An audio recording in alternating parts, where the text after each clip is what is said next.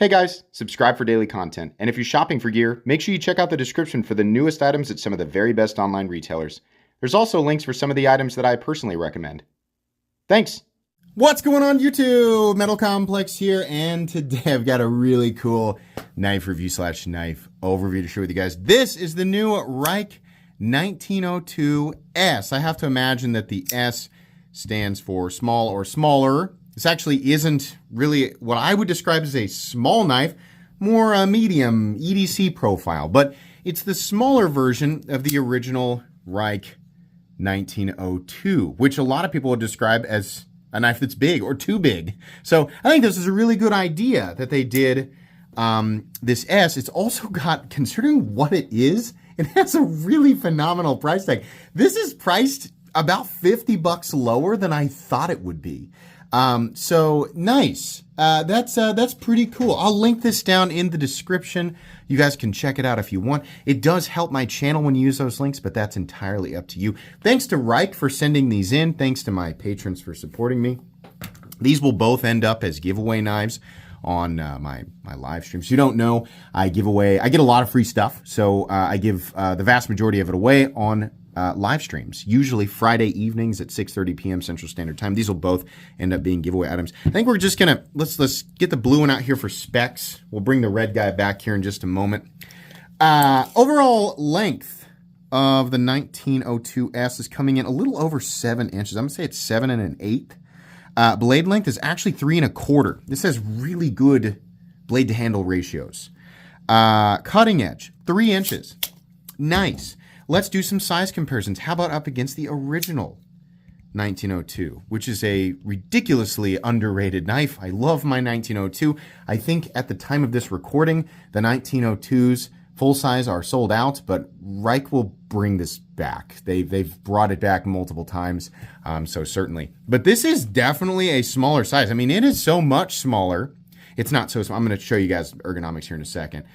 It's not so much smaller that it's like tiny, but it is enough to where they could actually have a size in between. I doubt they'll do that, but yeah, so there it is up against the full size one. Let's do some size comparisons up against some more common knives. Any custom skills you find in this section can be found down in the description under Original Goat and others. So up against the 8010 and 8020.5, obviously the 8010 dwarfs it. The 8020.5 is much closer in size, and it's important to point out that despite this knife being longer, this has more cutting edge, even with a forward choil. So that's pretty cool. The ratios, I mean, you really get a lot of blade for the size of knife that you're putting in your pocket. Let's put it up against the Spyderco PM2 and the Spyderco Para 3.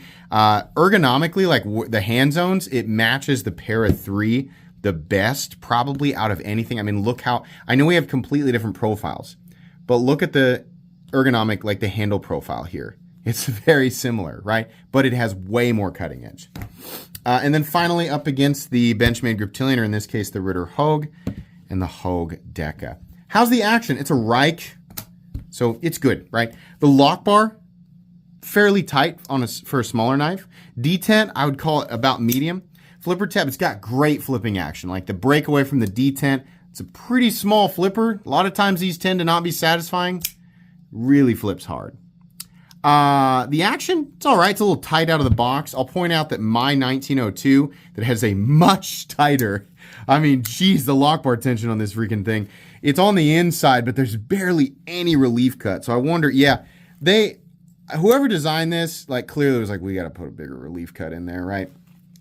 This guy, while having a much tighter lock bar, the action over the years, because I've had this for a while. This was actually a gift to me from a viewer.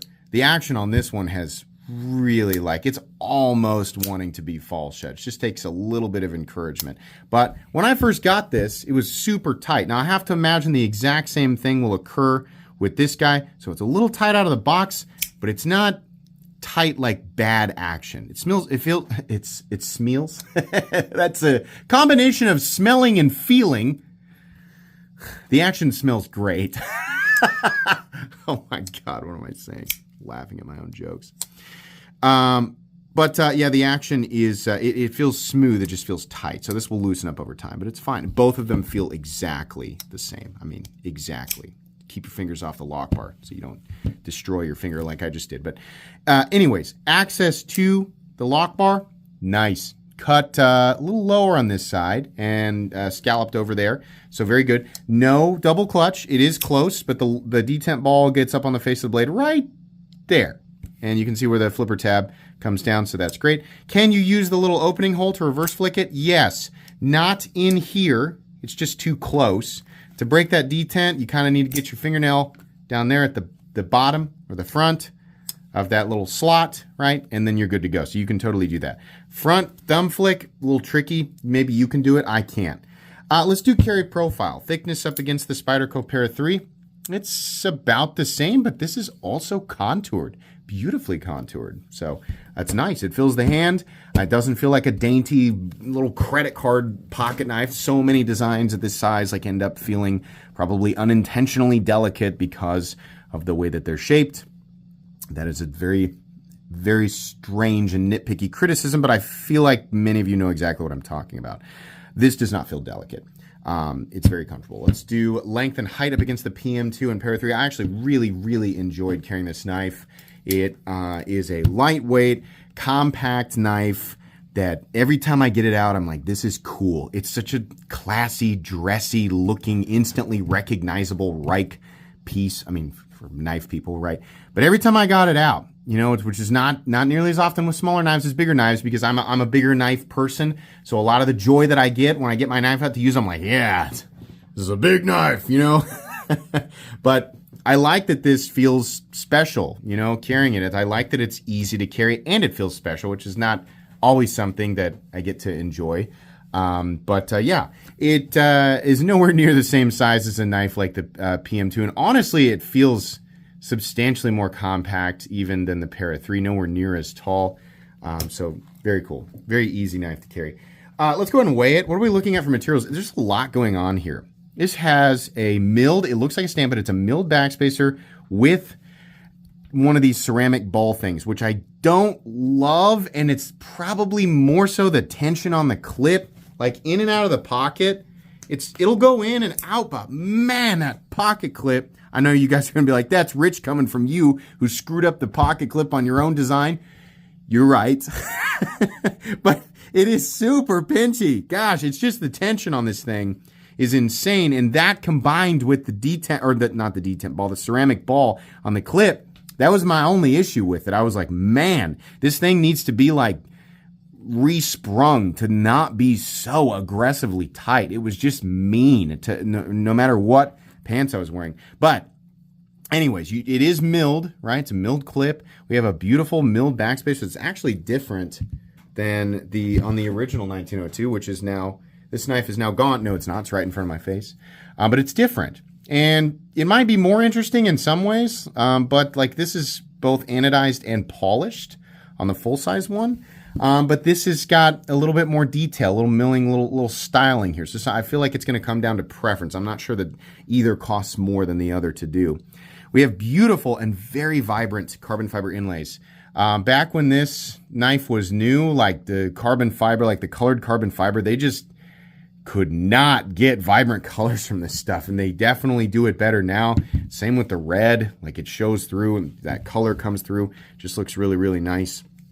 And then we have an M390 blade. How are they hardening their M390? On everything else through Ketcho, Rike, whatever, I'm seeing 60 to 61 where it's listed. Rike and Ketcho on all of your websites, on all of your like your own personal ones, like sometimes you guys list it and in other times you don't. Just put it on all of your stuff, please. Just put it there. People are going to want to know. It's not good enough to just say M390. People want to know how it's hardened. The knife community has become like substantially more aware of the importance of proper heat treatment ranges depending on, of course, the composition and the geometry, right? But that HRC matters and you got to put it everywhere. So please do that. Yeah, that's what we're looking at for materials. Boy, I'm just rambling on today, huh? More so than usual. Titanium, titanium, titanium, carbon fiber, more titanium with the pivot and pivot collar, and M390 for the blade. 2.9 ounces, right there. Oh, 3 for a second, then back to 2.9. That's right where I consider it to be ultra lightweight. It's also fantastic, essentially perfect blade to weight ratio. And it's got a perfect balance right behind the pivot. That's exactly where I want it to be. It's just really good. Gold standard. Let's do a hardware check. I'm going to get out my tools as per usual. My tools are very inexpensive and very recommendable. You can find them right down in the section of my description that talks about the tools I use in this channel. So I think all of the body screws are actually T6. Yeah, bummer. Pivot screw is a T8. How was it on the old one? The old one has T8. Yeah, I wish they'd have done that. But okay, no big deal, right? As long as you have the right tools for the job, you should be good to go. Let's go ahead and measure the blade stock thickness real quick, and then we'll get into the meat and potatoes.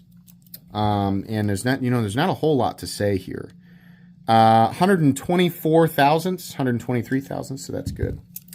Right off the bat, I really wish, and the same with the old one, I really wish that they had just done a little sliver of an inlay on this side. It's just weird to see so much color and inlay on one side, and then on the other side, there's nothing. Now, on the old one, they had a little bit of, they were like, what do we do with this? Well, let's just mill a little design in here.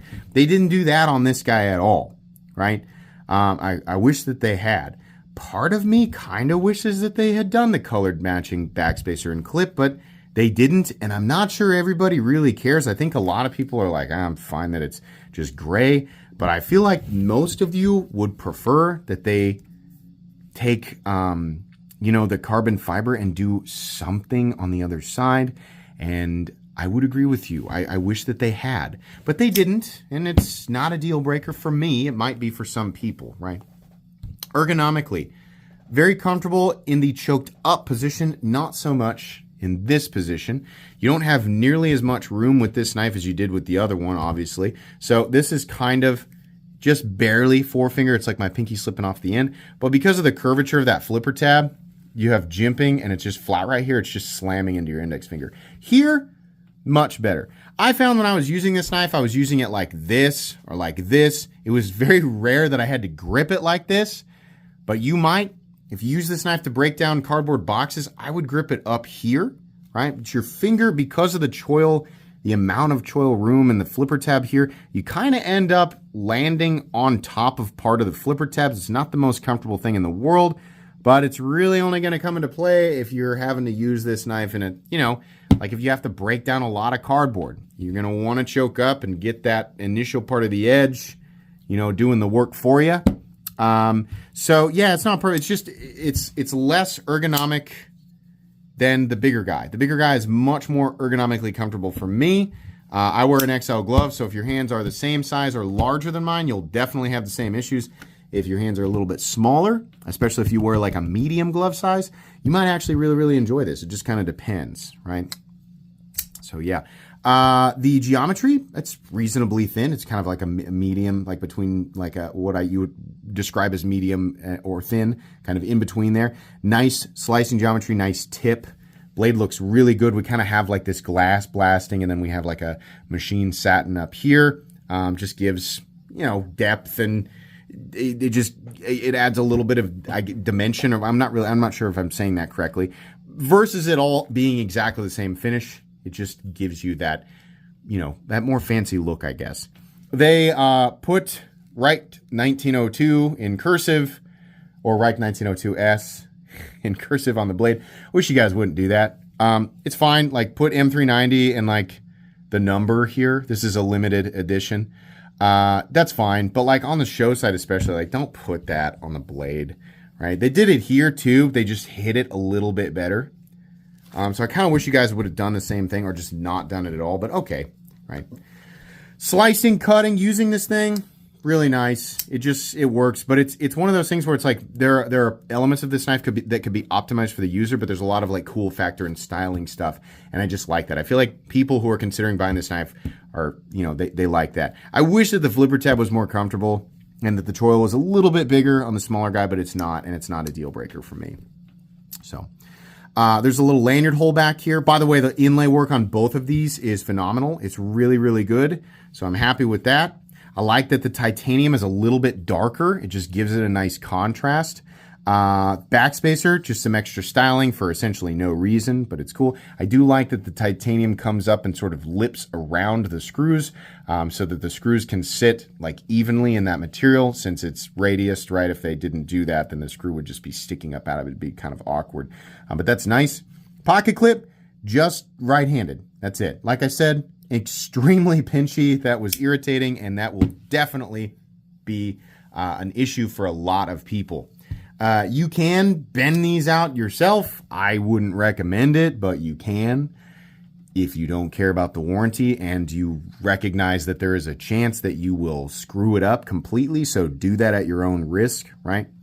Relief cut is still on the inside. That's fine. I don't have an issue with that at all. There is a steel lock bar insert that doubles as the over travel stop. You have the stop pin right here, a little bit of shouldering, no blade play up, down, left to right, no lock stick, no double clutch, no pivot lash, smooth and consistent in here. And a detent that is honestly perfect considering the size and the fact that it's a combination open hole and, flipper tab. We have perfect centering on that guy and perfect centering on that guy. So that's great. They feel exactly the same here. I know I said I was going to get the red one back out and just didn't do it. Yeah, this is a cool knife. It's got some corks, but this is such a stylish knife, and the fact that that you can get it for $200 is kind of amazing. Like, yeah, it's a little on the smaller side, but we have nice carbon fiber, nice inlay work, contouring, good transition between. This goes along with nice inlay work, transition between the carbon fiber and titanium. We have nice finishes on the blade. We've got nice little extras, little pivot collars and titanium. Little special finishes on the hardware. You have full titanium backspacer, milled clip. Really nice. Not a perfect knife, not the best, absolute best knife ever at $200, but a good deal considering the build quality and materials. If you're looking to spend about $200, you want you want lice. You don't want lice. Certainly not for $200. But if you want a nice, lightweight, compact, premium, fancy, EDC knife, and you don't mind the little things that I talked about, this is a really, really nice option at $200. I thought for sure I was going to open the website and I was going to see $250 plus. I was pleasantly surprised. I think this is a wonderful way to spend $200 on a pocket knife, but not if you're looking for pure utility. It is great in terms of utility, right? Definitely far from the best, but a lot of what your money's going towards here is definitely a little bit of extra embellishment. I think it's a really excellent balance in terms of what you're paying, right? I don't think that we're going to continue to see knives like this for $200 for too much longer. So if this is right up your alley, I'd suggest you do it. When they bring back these big guys, I hope they keep these guys at $250 because I think that's an excellent price for sure. But I don't know that a lot of these companies can hang on to the price points like that. So I guess we'll see. As this sits, though, definitely recommendable. Very, very good. It's going to go on my most recommended knives playlist. Please make sure to follow me on Instagram at metal_complex. If you enjoyed this video, leave a like. If you'd like to check out my other content, I do, of course, have lots of videos of knives that are either expensive or inexpensive that I do or don't like, so check those out. And if you enjoy all my content, go ahead and click on that Metal Complex logo right there and subscribe because there's definitely more coming. Thanks again for watching, everybody, and have a great day.